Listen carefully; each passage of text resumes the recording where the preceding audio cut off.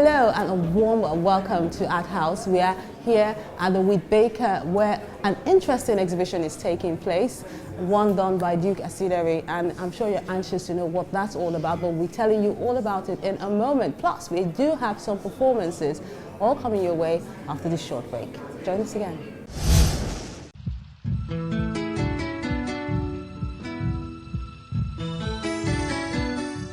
Literature is in many ways like faith. It's a leap of imagination.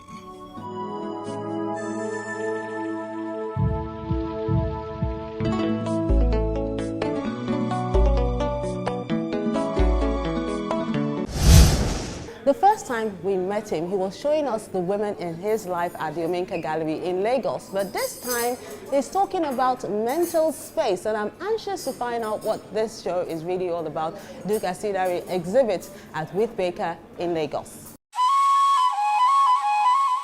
A serene atmosphere.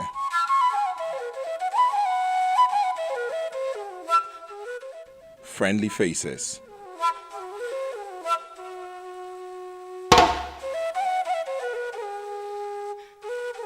A colorful array of food.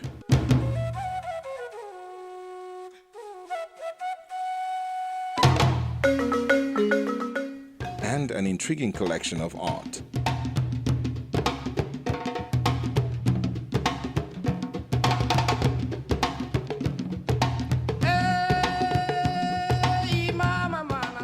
That's what sums up Duke Asidare's solo exhibition at the Wheat Baker, Lagos. We're all walking around in our mental space. We're all having ideas. You know, we're looking out and we're trying to analyze, digest, and have some sort of a filtration system. So that is what you see up on the walls today. So for example, we have one work that's called One Man, One Generator. Don't we all struggle with electricity every day? What I've done with my emotions, or what I've done with my work, is that everything I've had to think in my brain, and that's gone up my mind, I try to bring it back to visual reality. The difference between the other person who probably imagines things and myself is that when I imagine a thing, I can put it in visuals. The curator Sandra Mbanefo Obiago is honored that distinguished personalities from the art world have taken time out to spice up the occasion with their presence. We're delighted that art is also a way to celebrate the best of life. While dropping a hint about the direction of these works of art. It's important that art mirrors life. You know, it's one thing for art to beautify, but art also needs to have an opinion. And I think we as Nigerians are going through tough times. Many of us really love our country and we care about what's happening both in the area of politics, economics. So art is mirroring. She talks about the need for artists to stop sitting on the fence, challenging them to take up issues that affect the society and be the change they want to see. I choose artists who have an opinion, who can actually say to Nigeria, this is my take on what's going on the evening news. So you have Duke's headline series, where he takes headlines from everyday newspapers and creates them into works of art. We must become a serious people again, and less emotional. Let's be a lot more factual. Less bothered about ethnicity. I think it's all crap. We all have issues. Let's face the issues. We want a better country. And that's why I work every day, because I want a better country for my children. So I don't want anybody to mess my country up. And I think every Nigerian must know that he has a part to play. This no more just sitting and thinking that it's going to happen, it's going to happen. No, we must be the agents of change we desire. We must be part of the progress of our society.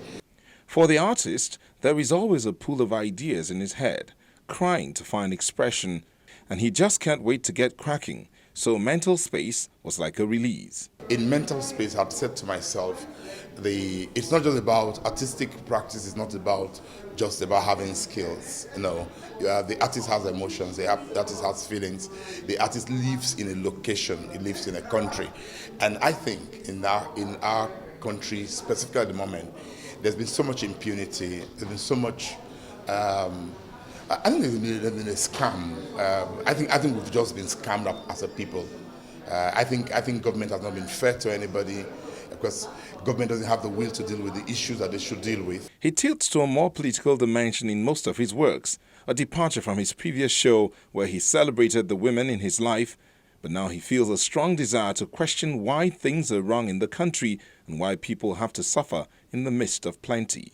He takes headlines from everyday newspapers and creates them into works of art. So you have the beauty of his female forms, you have the beauty of his color and his texture, but underneath there is a very strong message about where are we heading as a nation. You know, we're looking for all the money that's been bled out of our economy, out of our national coffers. I think it's important. When you look back in 20 years' time at this collection, it'll be like going to the history book. It'll actually take you through some of the issues that we face today in 2015 and 2016 as Nigerians.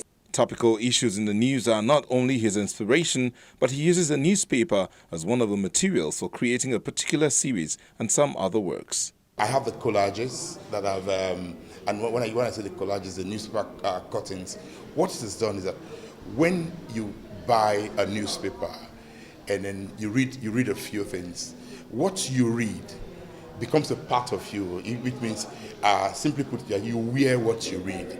So if you hear that there are some areas are blind spots in Lagos, you're going to avoid those areas. And so generally, I think that the artist must work in 3 dimensions, in the fact that you're here in the present and the future, and when you're probably gone from life. So the artist's work is in 3 phases.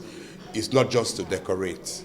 For example, this work titled One Man, One Generator, which he has done using an imposter technique, talks about a society where everyone has a generator in their homes.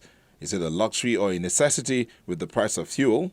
It says something not just about our physical space, but also our emotional space, because every time the light goes, you feel frustration. You feel a sense of great frustration, which we shouldn't be dealing with at this point in our existence as a nation. He uses different styles in this show. Sometimes you can find drawings, probably to remind people about the foundation of art and the need to go back to the basics to get things right. There lies a hidden message for the leadership. The painting, done with his signature style of layers and layers of paint, giving the works texture so there is a feel to it. The colors are also vibrant, considering the deep dark issues which show that underneath all there is a beautiful and blessed country that needs to be revealed and take its pride of place in the global arena.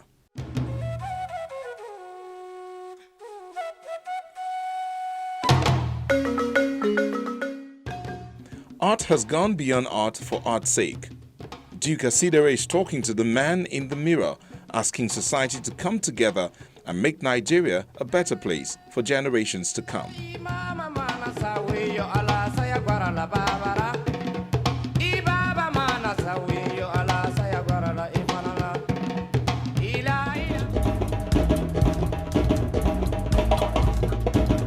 So this exhibition is going to be going on for 2 months. So if you have time, just pop into the Wheat Baker and enjoy Duke Asidare's lovely paintings. But still to come on the program, we're celebrating Lagos at 50 with different performances taking place in different areas. I'll be telling you more about it in a moment, so join us again.